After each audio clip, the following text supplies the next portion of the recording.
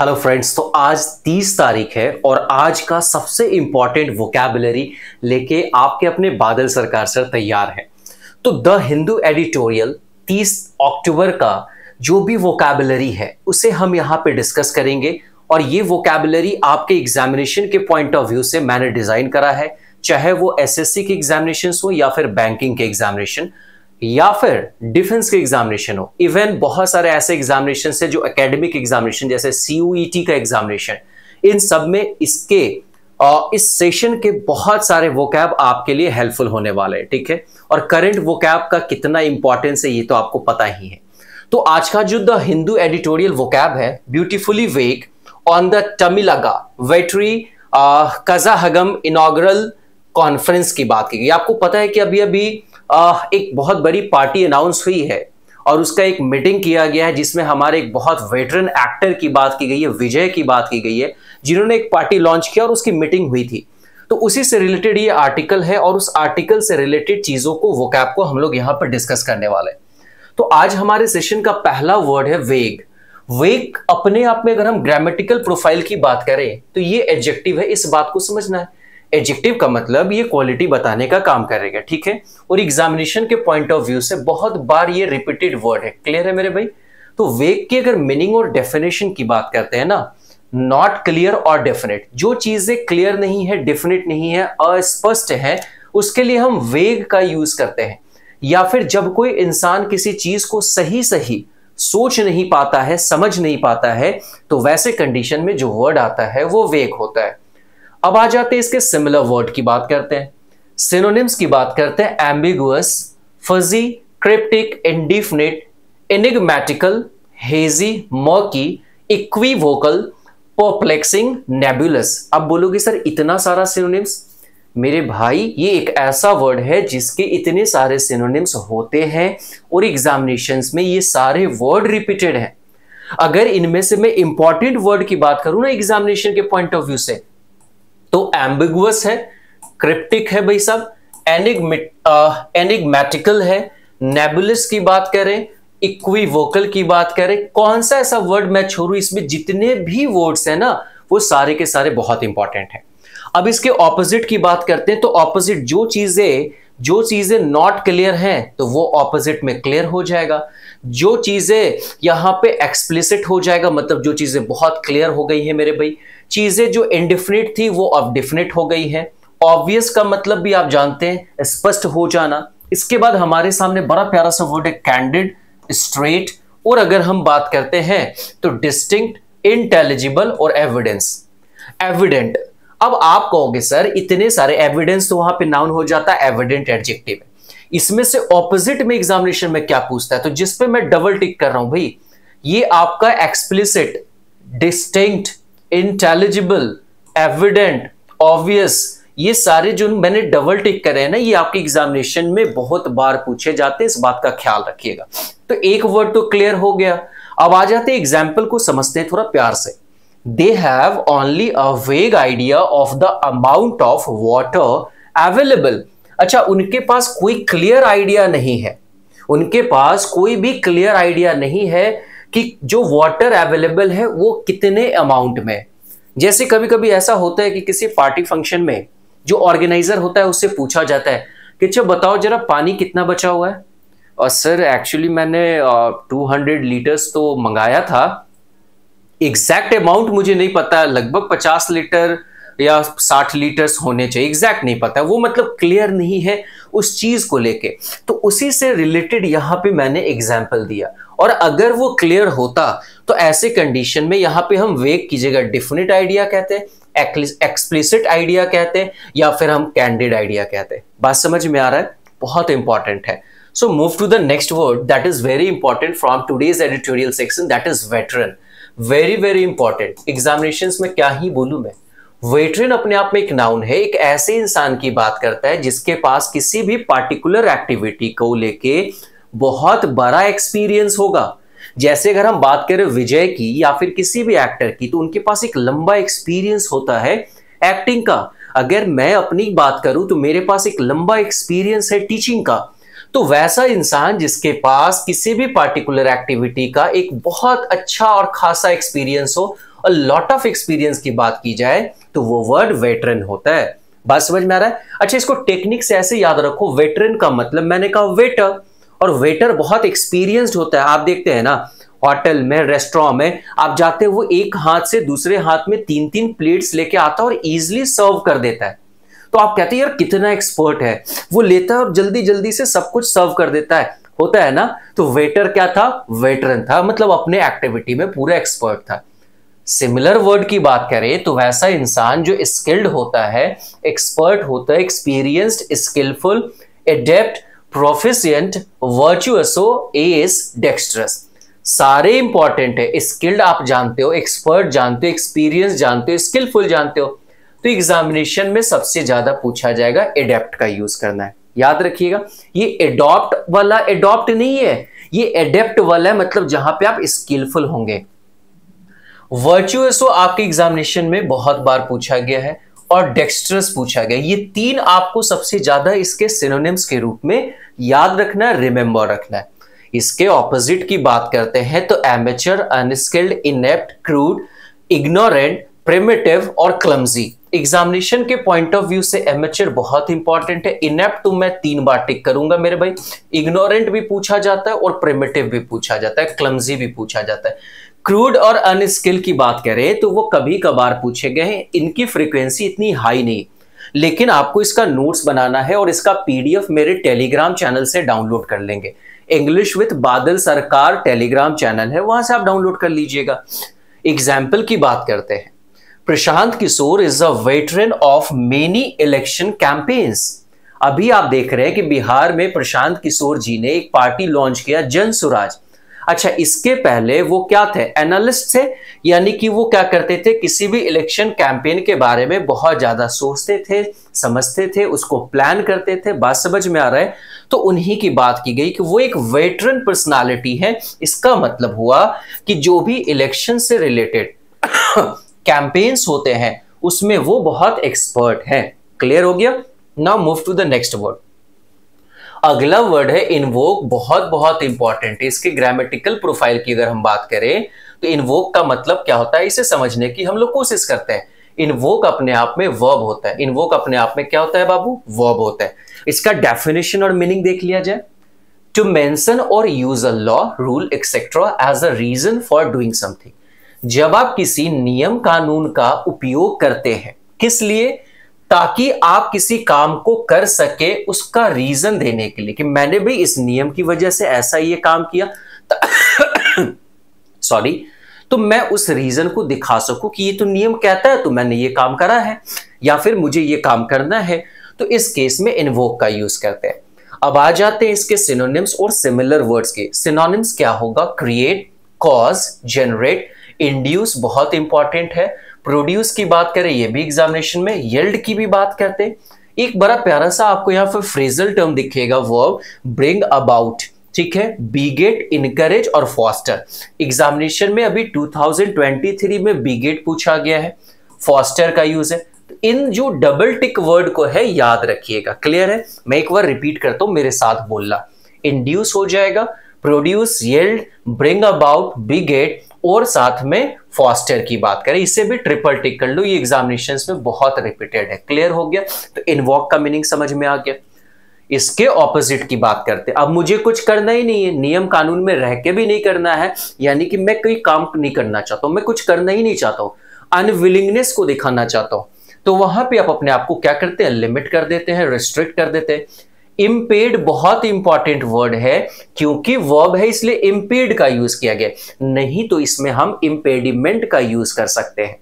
मैं आपको root words का भी सेशन लाऊंगा जिसमें मैं बताऊंगा कि पेड की अगर हम बात करते हैं तो पेड एक ऐसा रूट वर्ड होता है जो फुट को दिखाता है, ठीक है, यानी कि पैर की बात करता है। जैसे हम पेडिक्योर की बात करते हैं, पेडेस्ट्रियंस की बात करते हैं, ट्राइपॉड की बात करते हैं, बाइपेड की बात करते हैं, सेंटीपेड की बात करते हैं, पेडल की बात करते हैं, पेडिक्योर की बात करते हैं, तो ये पेडिट्रिशियन की बात करते हैं। तो ऐसे बहुत सारे वर्ड हैं जो पेड से रिलेटेड होंगे, जिसका मीनिंग फुट होगा, और इसे हम लोग रूट वर्ड्स में डिस्कस करने वाले। ठीक है मेरे भाई, तो आ जाइए यहां पे समझते। तो इम्पेड का भी मतलब किसी चीज में बाधा बनना, हिंड्रेंस की बात की जाएगी, ऑब्स्टिकल्स की बात की जाएगी। क्लियर है मेरे भाई? सप्रेस, क्वश पूछा जाता है, सबड्यू बहुत बार पूछा गया है, रिस्ट्रेन, रिस्ट्रेन कल मैंने बताया था आपको, उसी से रिलेटेड इनहिबिट बताया और एबॉलिश बताया। तो ये सारे के सारे जो डबल और ट्रिपल टिक है ना, ये आपके एग्जामिनेशन के पॉइंट ऑफ व्यू से बहुत इंपॉर्टेंट है, तो इस बात को ख्याल रखिएगा। आइए एग्जाम्पल से समझते हैं चीजें हमारे सामने क्या है। लिखा गया है their sacred dance is performed to invoke ancient gods. अच्छा, उन्होंने जो डांस किया या फिर वो जो डांस किए हैं वो एक सेक्रेड डांस है, मतलब कि वो किसी भगवान या धर्म से रिलेटेड डांस होगा। जो परफॉर्म किया गया वो क्या करता है, इन्वोक करता है एंशिएंट गॉड्स को, यानी कि जो पौराणिक भगवान है उनके लिए समर्पित है, उनके आवाहन के लिए, उनको बुलाने के लिए वो डांस किया गया है। आ जाइए नेक्स्ट वर्ड पे। अगला वर्ड हमारे सामने है अर्स्टवाइल। इसका ग्रामेटिकल प्रोफाइल एडजेक्टिव है। अच्छा, एडजेक्टिव एडजेक्टिव कहने का मतलब ये होता है कि मैं बात कर रहा हूं, I am talking about quality, और क्वालिटी की बात करते हैं तो वो वर्ड एडजेक्टिव हो जाता है। मैंने कहा ये नया पेन है, तो ये जो नया होना ये क्या है, क्वालिटी है। मैंने कहा ये तो वही पुराना वाला पेन है, तो ये पुराना होना भी तो इसकी क्वालिटी बता रहा है। उसी तरीके से अर्स्टवाइल का मीनिंग होता है फॉर्मर या फिर having been such as some previous time. वैसा चीज जो पहले का है उसके लिए हम फॉर्मर का यूज करते हैं। क्लियर हो गया मेरे भाई साहब? जो पुराना है और जो बाद वाला है उसके लिए हम लोग लेटर का यूज करते हैं। खैर, हमने देखा सिनोनिम्स यानी कि सिमिलर वर्ड। फॉर्मर है, ओल्ड है, डिपार्टेड है। भाई जो चीजें हैं वो अलग हो चुकी, पुरानी है। इंस्टिंक्ट का, एक्सटिंक्ट का भी यूज करते हैं, ये भी बहुत इंपॉर्टेंट है। जो आउटडेटेड हो गया, पुराना हो गया, अब विलुप्त होने वाला है। एक्सपायर्ड हो चुका है, वैनिश्ड हो चुका है, खत्म हो चुका है, 2 बार एक्सपायर्ड आ गया है, ठीक है भाई। और एक डिफंक्ट की यूज करते हैं। तो जो डबल और ट्रिपल टिक है उसे ध्यान में रखना है। बाकी आप ओल्ड और फॉर्मर तो जानते ही हैं। जो पुराना है उसके लिए हम लोग अर्स्टवाइल का यूज करेंगे। ये पूरे के पूरे एडिटोरियल में एक पुरानी पार्टी की बात की गई है, 1950s और 1960s के पार्टी की बात की गई। उसी पॉलिटिकल पार्टी के लिए ये वर्ड अर्स्टवाइल आया, ठीक है मेरे भाई। अब आ जाते हैं जो पुराना नहीं है तो करंट है, यानी कि ऑपोजिट की बात करते हैं। करंट है, प्रेजेंट है, कॉन्टेम्पररी बहुत इंपॉर्टेंट है, जो अभी के समकालीन है, प्रेजेंट टाइम का है। जो प्रेजेंट टाइम है वो ऑनगोइंग है, और जो आने वाले टाइम में फ्यूचर को दिखाता है वो पर्सपेक्टिव है। मतलब कि पास्ट के ऑपोजिट में ये सारे के सारे वर्ड्स हमने यूज किए। सिनोनिम्स देखो क्या है, एग्जाम्पल्स की बात करते हैं। What were your options when an erstwhile love returned? अच्छा, तुमसे पूछा जा रहा है कि तुम्हारे क्या क्या ऑप्शंस थे, तुम्हारे पास क्या क्या तरीके थे या फिर ऑप्शंस थे, चांसेस थे। When an erstwhile love, देखो भाई लव यहाँ पे नाउन है और इस नाउन को क्या कर रहा है, मॉडिफाई करने का काम कर रहा है, एडजेक्टिव। अच्छा, यहाँ पे erstwhile की वजह से हमने एक आर्टिकल दिया, एन का यूज किया। एक स्ट्रक्चर आप जानते होंगे मेरे भाई, ए या एन का यूज करते हैं, अकॉर्डिंगली यहाँ पे कोई एडजेक्टिव आ जाता है और इस एडजेक्टिव के बाद हम कोई नाउन का यूज करते हैं। और एक बात का ख्याल रखना, ये बेसिकली नाउन अपने आप में सिंगुलर होता है, इस वजह से हमने यहाँ पे ए और एन का यूज किया है। बात समझ आ रहा है? तो इन चीजों को हमें समझना है कि एक अर्स्टवाइल लव जो है रिटर्न हो जाए। अगर किसी का कोई पुराना प्यार वापस आ जाए तो भैया आपके पास क्या क्या ऑप्शंस थे, या आप उसे एक्सेप्ट करते या फिर एक्सेप्ट नहीं करते या पता नहीं क्या करते, ठीक है? तो ध्यान रखना। Move to the next word, feasible. बहुत बहुत इंपॉर्टेंट है, हजारों बार पूछा गया है। फिजिबल एक एडजेक्टिव है, क्वालिटी बताता है, मतलब जिस काम को आप कर सकते हैं, जो काम आपसे हो सकता है उसके लिए हम फिजिबल का यूज करते हैं। Possible to do, capable of being done, जिसे किया जा सकता है, ठीक है भाई। अब मैं कहूं कि मैं जा रहा हूं, अभी मैं चंद्रमा पर से लाइव होऊंगा और मैं मंगल ग्रह पे जो बच्चे रहते हैं ना उन्हें क्लासेस लूंगा, दैट इज नॉट फिजिबल। ये तो पूरा का पूरा हाइपोथेटिकल हो गया।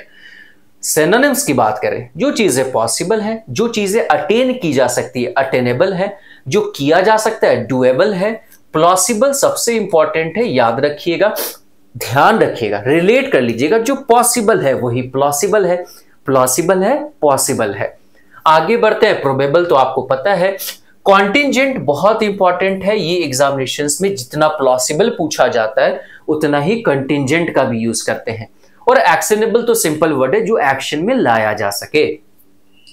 अब बात करते हैं इसके ऑपोजिट की। जो पॉसिबल नहीं है वो इम्पॉसिबल है, जो प्रैक्टिकल नहीं है वो इम्प्रैक्टिकल है, जो रियलिस्टिक नहीं है वो अनरियलिस्टिक है। एक बड़ा प्यारा सा वर्ड है डूबियस, जो आपको क्लियर नहीं दिख रहा है कि ऐसा हो पाएगा कि नहीं। और एक वर्ड है एब्सर्ड, ये भी एग्जामिनेशंस में बहुत पूछा जाता है, जिसे किया नहीं जा सकता हो, मुश्किल हो। एग्जाम्पल से समझे। Is it feasible to finish the project by the end of this year? क्या यह संभव है इस प्रोजेक्ट को फिनिश कर पाना? कब तक? इस साल के अंत तक। तो फिजिबल होने का मतलब है कि क्या इसे किया जा सकता है। इसे किए जाने की बात है, तो बहुत important word. Now move to the next word. हमारे सामने अगला वर्ड है नोशन। अपने आप में ये नाउन होता है। जब किसी के माइंड में कोई कॉन्सेप्ट आता है, कोई आइडिया आता है, तो उसके लिए हम जो वर्ड यूज करते हैं वो नोशन होता है। जैसे something that you have in your mind, खासकर हम आपके दिमाग में कुछ है, या फिर वो क्या हो सकता है, एक आइडिया हो सकता है मेरे भाई। जैसे मैंने कहा सिनोनिम्स की बात करें तो आइडिया है, कॉन्सेप्ट है, कॉन्सेप्शन, तो कंसेप्ट से ही कंसेप्शन बना, इसे ध्यान रखिएगा। एब्स्ट्रैक्शन भी बहुत इंपॉर्टेंट है। बिलीफ, यानी कि अगर आप किसी चीज को मानते हैं तो वो आपके माइंड में रहता है। अजम्पशन की बात करें और एग्जामिनेशन के लिए ये वीम भी बहुत इंपॉर्टेंट है, इसका ख्याल रखिएगा सारे लोग। ये सारे के सारे वर्ड्स आपके एग्जामिनेशन में बहुत इंपॉर्टेंटली पूछे जाते हैं। और अगर आपने अपने लैंग्वेज में इसका यूज करना शुरू कर दिया, मैं बता रहा हूं आपका लैंग्वेज बहुत अच्छा होगा। और सुनने वाला या आपने जो लिखा है उसे पढ़ने वाला, उसे एक चीज रियलाइज होगा कि सामने वाले इंसान को इंग्लिश की एक अच्छी पकड़ है, एक नॉलेज है। मैं नहीं चाहता हूं कि आप ब्रिटिशर्स बनो, आप इंग्लिशमैन बनो, आप अंग्रेज बनो, लेकिन इतनी इंग्लिश आनी चाहिए जितना में हमारा काम चल जाए। बात समझ आ रहा है? और काम चलने का मतलब ये होता है कि मैं एग्जामिनेशन में वोकैब कर सकूं, कहीं कुछ बोलना और लिखना हो, पढ़ना समझना हो, उतना कर सकूं, तो ये बहुत हेल्पफुल होने वाला है। अच्छा भाई, ऑपोजिट आ जाते हैं। अब आइडिया को हटाओ, एजम्पशन नहीं मैं कर रहा हूं, एकदम फैक्ट की बात कर रहा हूं। ये चीजें पहले से प्रूवन है, मेरा आइडिया नहीं है, ये ऑलरेडी एक फैक्ट है भाई साहब। रियलिटी है, अनरियलिस्टिक बात नहीं हो रही, ये एक्चुअल में होता है, एक्चुअलिटी है। और ट्रुथ की, देखो कल मैंने क्या बताया था, किसी भी वर्ड के लास्ट में ITY लगा रहता है तो वो क्या हो जाता है, नाउन मेकर होता है। यानी कि वो क्या बनाने का काम करता है, नाउन बनाने का काम करता है। बात समझ में आ रहा है? इस चीज को ध्यान रखिएगा। चलो आज एक और बता देता हूं, किसी भी वर्ड के लास्ट में RY लगा रहे तो वो भी नाउन मेकर होता है। जैसे हम बात करते हैं ब्रेव, ब्रेव अपने आप में क्वालिटी दिखाता है, तो ये एक एडजेक्टिव होता है मेरे भाई। और अगर हम बात करें ब्रेवरी, क्या बात करें मेरे भाई, ब्रेवरी, तो यानी बहादुरी, उसके एक नाउन की बात की जा रही। तो इन चीजों का ख्याल हम लोगों को रखना है। बात समझ में आ गया? कोई दिक्कत नहीं है। चलो आगे बढ़ते हैं, एग्जाम्पल देखते हैं। I don't think she has any notion of the seriousness of the situation.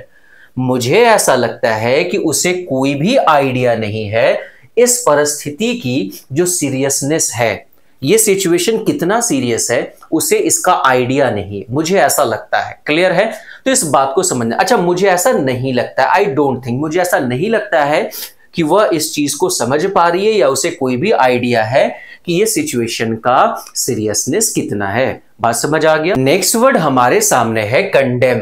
Condemn अपने आप में वर्ब होता है, इसके ग्रामेटिकल प्रोफाइल को हमें समझना है। ठीक है, जैसे ग्रामेटिकल प्रोफाइल वर्ब आ गया, यानी कि ये एक्शन को दिखा रहा होगा। बहुत इंपॉर्टेंट है, आपके एग्जामिनेशंस में हजारों बार पूछे गए, मेरे हिसाब से तो ये 3-4 हजार करोड़ बार पूछे जा चुके हैं। देखो भाई, इसका मीनिंग क्या होता है, टू क्रिटिसाइज समथिंग और someone strongly, usually for moral reasons.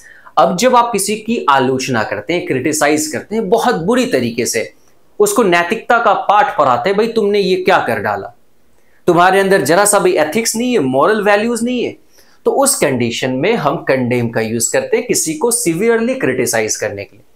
Synonyms की बात करें तो डिनॉन्स बहुत इंपॉर्टेंट है, एग्जामिनेशंस में पूछा जाता है। Criticise, blame, censor, censor board का नाम आपने सुना होगा।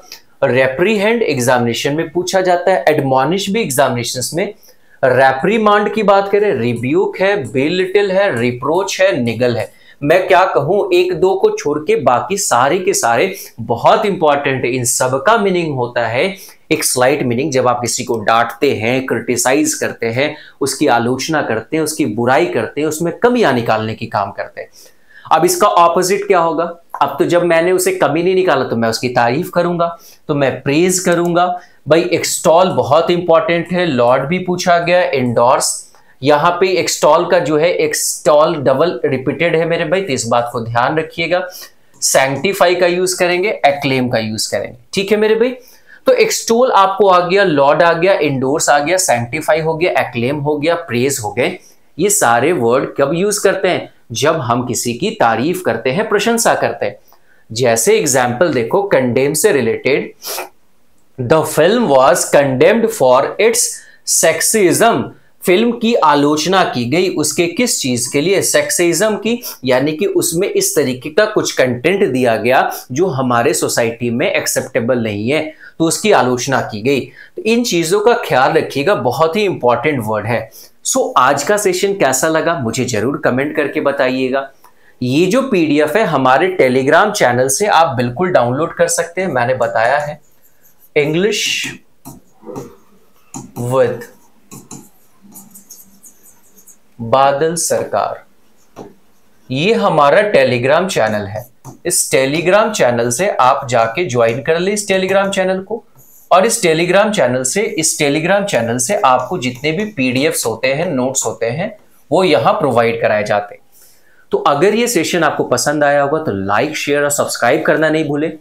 कमेंट करके जरूर बताइएगा कैसा लग रहा है। हर दिन सुबह 7 से 8 के बीच में ये वीडियोस आ जाएंगे, क्योंकि मैं सुबह 4 बजे से लगा रहता हूं इस पूरे पीपीटी को तैयार करने में, इसके वोकैब को काम करने में। और आप समझ सकते हैं कि अगर इतना सुबह ये सारा का सारा कंटेंट आपके लिए तैयार है, अप टू डेटेड कंटेंट, हर दिन के एडिटोरियल का कंटेंट, तो मैं आपके मेहनत के लिए और मैं अपनी मेहनत के लिए और आपके रिजल्ट के लिए मेहनत कर रहा हूं। तो कोशिश कीजिए कि अपने दोस्तों तक ये वीडियो पहुंचाएं, अच्छा लगे तो, और इसका नोट्स जरूर बनाएंगे, ये बहुत हेल्पफुल होने वाला है। अपना और अपनों का ख्याल रखिए, विश्वास के साथ मेहनत करना, अपने मेहनत पे हमेशा विश्वास रखना है। Thank you and all the best. Take care everyone.